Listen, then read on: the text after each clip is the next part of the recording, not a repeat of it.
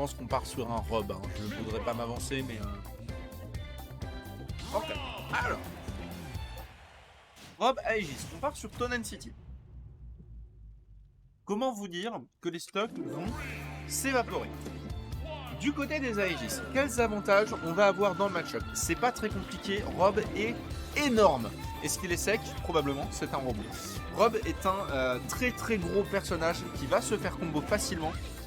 Et Ime est une joueuse très très qualitative qui connaît ses combos sur le bout de ses putains de doigts. Donc on va prendre des dégâts du côté de Rob. Mais du côté des Aegis, le gros problème qu'on va avoir, c'est cette recovery. La recovery des Aegis, elle est extrêmement exploitable, même avec autant de mix-up que ce que Ime est capable de nous proposer.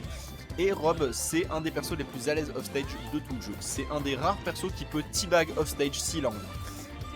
C'est donc potentiellement vraiment compliqué si Simion prend l'avantage. Pour l'instant, c'est pas ce qui nous est montré, cela dit. Pour l'instant, c'est plus du côté de Ime que ça prend l'ascendant.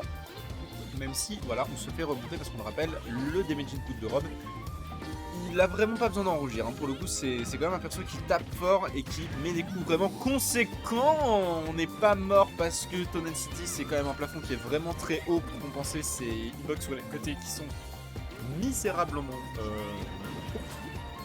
Sonner qui ne va pas prendre le kill. Et là, par contre, oh purée, non, la mauvaise air dodge.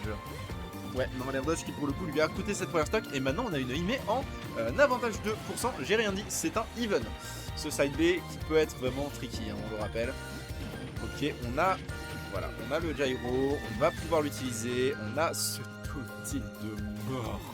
Le down tilt de Rob qui est vraiment, honnêtement, un des meilleurs coups du jeu. Hein. Le down tilt de Rob, c'est un outil de pression extrêmement impressionnant. Je sais pas si vous êtes déjà amusé à aller regarder la frame data de cette merde, mais ça peut trip, ça sort extrêmement vite, ça n'a pratiquement pas de lag, le down tilt de Rob il fait pratiquement tout. Mais là, du côté de Ime, on a quand même au moins un peu plus le contrôle du terrain, j'ai l'impression. Vraiment pour le coup, Simion qui est plus à l'aise à être sur les côtés, à naviguer un petit peu off stage, qui est plus à l'aise à mettre ses très beaux combos, mais il met à la DI qu'il faut et va s'en sortir. Malheureusement, le mix-up de DI sur ce coup-ci va pas lui permettre de survivre et c'est un avantage qui est pris par Simion. Très jolie patience sur le up smash. On récupère le gyro, est-ce qu'on va pouvoir en faire quelque chose? Non, malheureusement, on préférera le jeter. Peut-être un petit drop qui est un peu dommage, mais en même temps, bon, elle a largement d'autres options pour prendre ce kill, notamment ce forward tilt qui va ramener à l'even. Pourquoi il y a déjà 10 upsets dès le winner 5 ans? Parce que t'es pas là, mon frère. Est-ce que c'était bien le film Mario? On va repartir sur ce set du coup.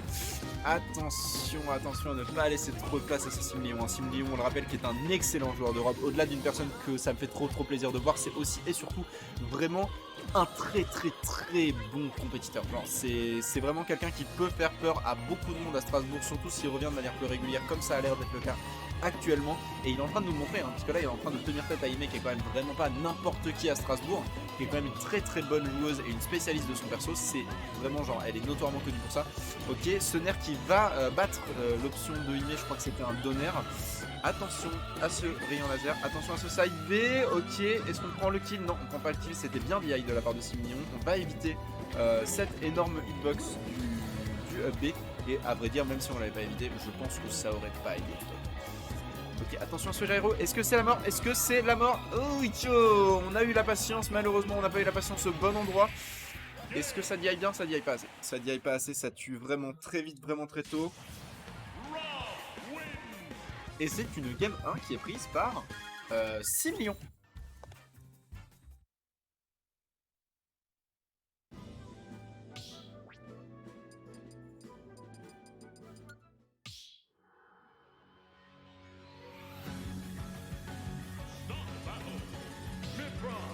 Et je vois que ça s'active dans le chat. Coucou Fenrir, coucou Zaki, comment allez-vous? Et on va partir sur cette game 2, on prend les mêmes persos et on recommence, il n'y aura pas de changement de personnage. C'est la première fois de ce bracket qu'il n'y a pas de counterpick personnage. Puisqu'on le rappelle, le perdant de ce match qui joue contre Piwix en loser 22. Qui c'est qui l'a upset, Piwix?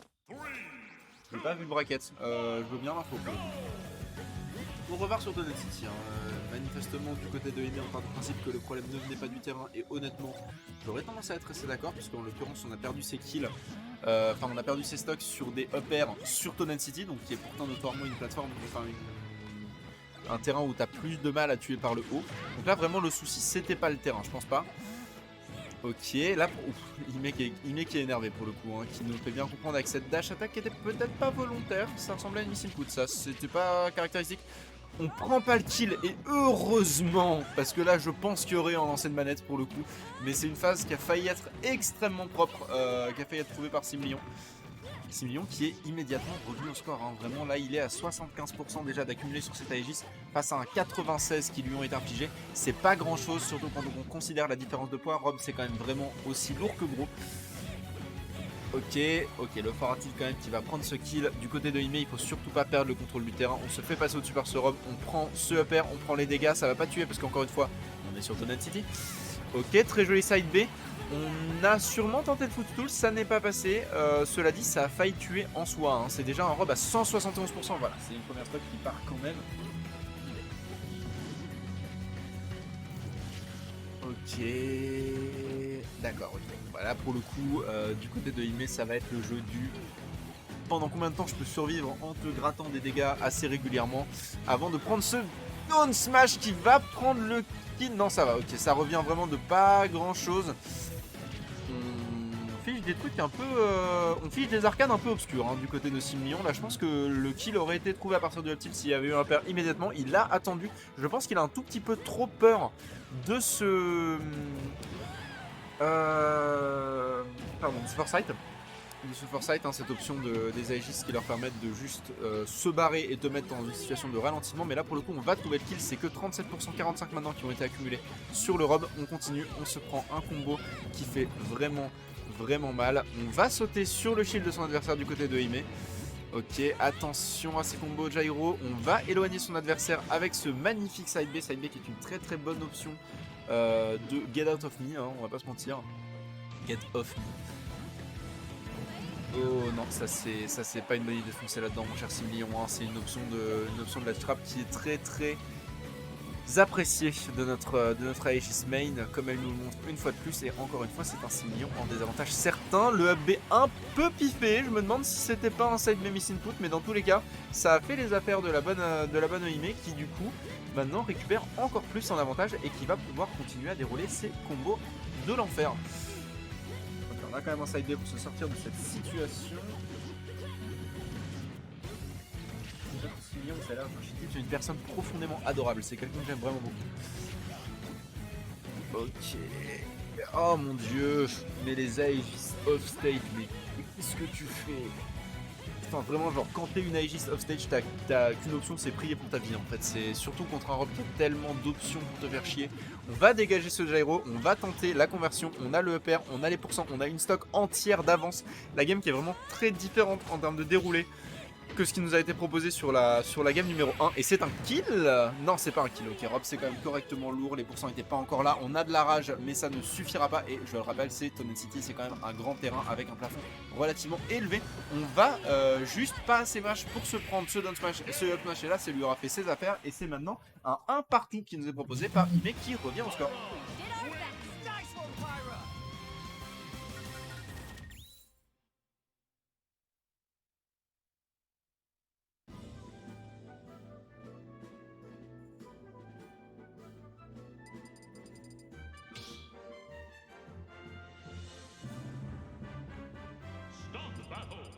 Et donc, il me dit dans le chat que Pimix a été upset par Mortal.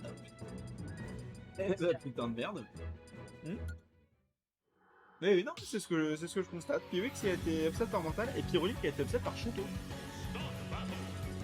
Eh bah les enfants.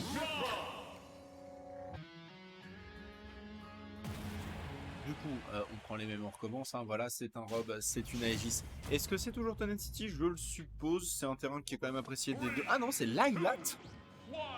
Oh. Eh ben, je vais pas vous mentir. Alors, sincèrement, j'avais oublié qu'elle était dans le rôle 7. Je pensais qu'on l'avait enlevé. Bon bah, Lylat. Alors, clairement le choix de 6 millions, hein, pour le coup. Même si en vrai, je peux comprendre du côté des deux joueuses. C'est un terrain qui peut être à l'avantage des deux. Mais là, en l'occurrence, c'est plutôt, je pense... réfléchi pour être à l'avantage de Simlion. Hein. C'est lui qui a choisi le terrain. Le terrain est un grand terrain. Le terrain permet des conversions sur les plateformes qui sont quand même vraiment très favorables à Rob, j'ai l'impression. Et surtout, il peut passer en dessous du terrain. Et ça, c'est capital pour Rob. Hein. Rob sur des terrains comme Yoshi's ou sur Kalos ne peut pas passer en dessous du terrain, ne peut donc pas profiter pleinement de cette recovery incroyable dont il dispose. Et voilà, on va pouvoir faire ça sous les slots de Lylat, et je pense que c'est aussi un petit peu ce que Simlion visait. Par contre, on va prendre le kill du côté de Hime qui ne se laisse pas faire par ce counter pick de terrain, qui garde l'avantage qu'elle avait accumulé en termes de momentum au niveau de la game numéro 2 et qui continue à dérouler les pourcents. 10% sur le ROM, c'est pas grand chose. Est-ce qu'on va pouvoir continuer à convertir sur plus? C'est ce que nous allons découvrir. Simlion qui là pour le coup, j'en ai bien peur, je trouve pas beaucoup d'options face au Stylis. Hein. C'est quand même un perso qui est très très compliqué à gérer, je pense, pour Rob. Ouais, non, vraiment, là, pour le coup, c'est vraiment juste une question de comment est-ce que t'approches quand t'es Rob, parce que sans déconner, juste ce forward tilt, juste ce nerf, juste ces aérios, ce forwarder, ce backer, ce side B de Pyra qui est tellement utile dans ce match-up. On va pas avoir la conversion, et malheureusement, on va même être un tout petit peu trop greedy sur cette conversion. On va se faire kill du côté de Hime, et c'est un retour à l'even en termes de stock que Simlion récupère. Et on va se faire courir par cette plateforme. Effectivement, les plateformes qui servent bien à Rob, puisque le projectile du up B de Misra ne passe pas les plateformes, il faut le savoir. Ça peut être une bonne option de se planquer en dessous pour ne pas se prendre la suite de ce punish, surtout en out of shield, puisqu'on rappelle les out of shield des Aegis sont misérablement inexistantes. Ok, on récupère ce gyro, on a tenté le forward smash, c'était greedy, voilà, là pour le coup on a le up B en shield dont je parlais juste avant, celui-là il est passé entre les deux plateformes. Est-ce qu'on va pouvoir récupérer un kill? On commence à se faire vaguement remonter, ça commence à faire vraiment peur, on prend les pourcents, 146, mais 146 sur un Rob qui est aussi lourd qu'il l'est. C'est pas autant que ce qu'on pourrait espérer. Heureusement, ça va suffire à prendre le kill avec ce up tilt. Et maintenant, c'est de nouveau une Aegis en avantage très très conséquent qui va pouvoir continuer à accumuler les pourcents tranquillement dans son coin. Et surtout, ne pas se faire attraper. Prend le gyro, un joli reverse gyro, joli snipe qui ne va pas prendre le kill. On a cette tech. Ça aurait pu être désastreux de ne pas la prendre, mais on a la tech. On a le side B, on a la salle de l'Alsace Sport Arena qui réagit au fur et à mesure du set et je trouve ça vraiment trop mignon. Ok, encore une fois ce side B qui fait tellement... Mais le side B il est en train de lui faire un boulot. Mais le side B de Pyra il est en train de lui faire un de ses jobs. Alors vraiment c'est une très grande partie de... Ouais non là par contre, non là t'as cap. Là pour le coup elle a vraiment cap. C'était... Je comprends l'idée, mais non, mais non, tu fais pas ça. Ok, on prend le kill. On prend le kill sur ce forward tilt. Très bien joué de la part de Hime qui s'en va vers la suite du win en bracket. Très bien joué également quand même à Simlion qui a quand même vraiment galéré sur ce match-up qui m'a l'air vraiment compliqué.